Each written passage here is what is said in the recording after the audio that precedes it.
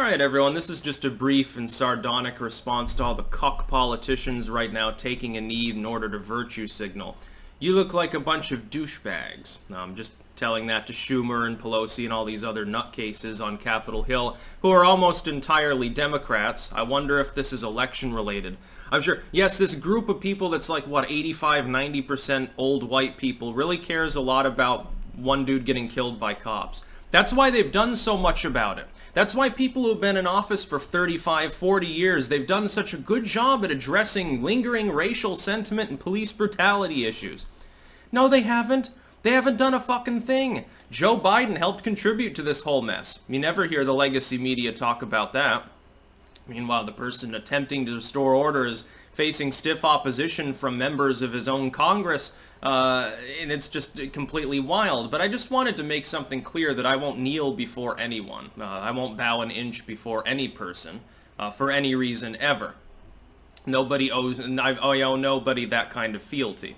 When I see people who are, supposedly empowered political individuals, therefore taking a knee before an idea that's essentially Al Sharpton-esque race grifting at this point, a for-profit sort of bullshit masquerade, a total charade, it's really, really funny to me. It's also very, very pathetic. I wonder if these people understand the optics of how they're acting.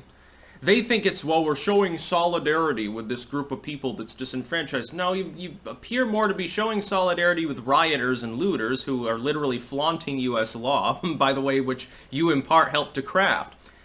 You represent the people of the United States. In the congressional sense, their constituency. Either a senator representing a state, of course, or a representative representing a district, which if you're a Vermonter, it is a state. It's really funny how Vermont is so unique in that sense. I think it's the only state that actually has that level of representation.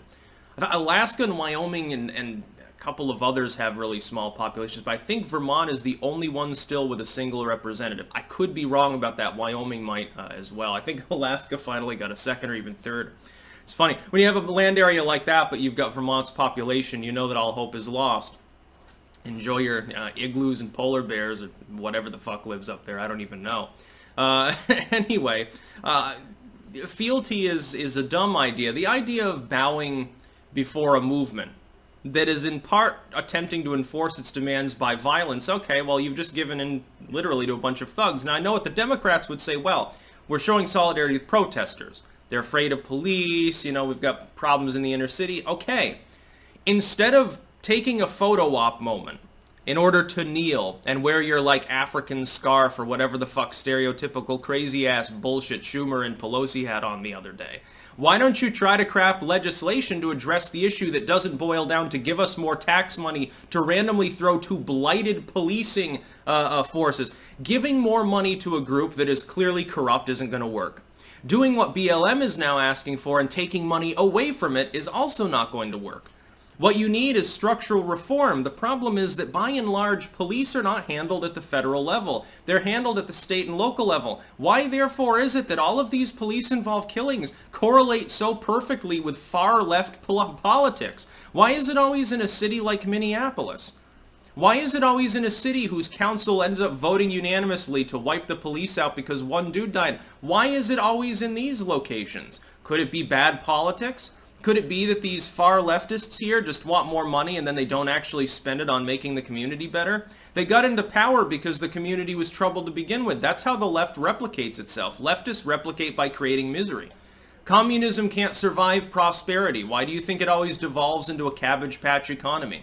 Why do you think the economy is always, in some cases, explicitly held back by the communists?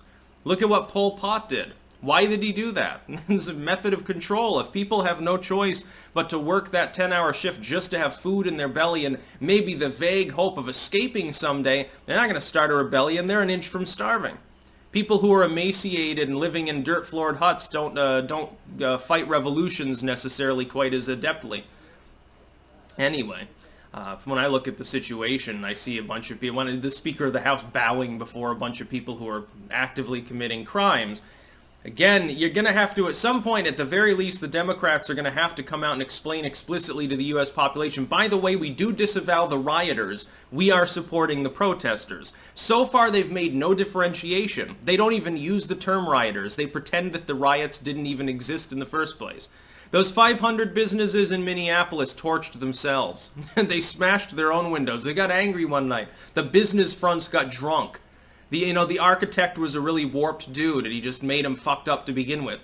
Now, I think that people were involved in that. Inanimate objects don't randomly break their own windows. Very difficult for them, considering that they can't move. But I'm not going to kneel before BLM or Antifa or any of these rejects. And BLM, a lot of them, even a lot of Republicans will be like, well, BLM is okay. It's the Antifa we have a problem with. BLM is a far-left grifting organization that, as I explained, only wants money. They want more congressional money. They want more activistic money. They want you to kneel down and suck their ass and beg for forgiveness and wash their feet with money. They don't want racial justice. If you had full-on racial justice in the sense of police brutality or anything else, BLM would disappear because there'd be no point to it. That's the whole fucking problem with these craptivistic groups.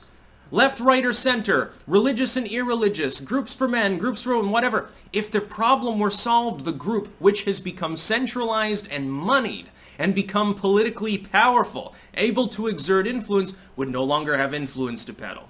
If your sins are taken care of, you don't have to give $19.99 to the televangelists now, do you? Big fucking problem. These groups look just like the moral majority types from the 1980s. Interestingly enough, People for the American Way, founded in part in order to combat literally the moral majority movement of the 1980s, featuring people like Pat Robertson. They in turn, they sub-own Right Wing Watch, and Right Wing Watch acts a lot like the moral majority folks. Constant moral panic, attempts at censorship, we're better than you, and it's objectively true because we say so. You have to have a lot of faith in their particular political persuasion. Interesting how all things corrupt over time when money touches them. That's BLM's problem. These people are just kneeling before the next wave of Jesse Jacksons. These people don't even come from the inner city. Half of their organizers are white. They're from the fucking gated community suburbs. You think they fucking care about the inner city disadvantaged youth? I don't see them feeding the hungry kids.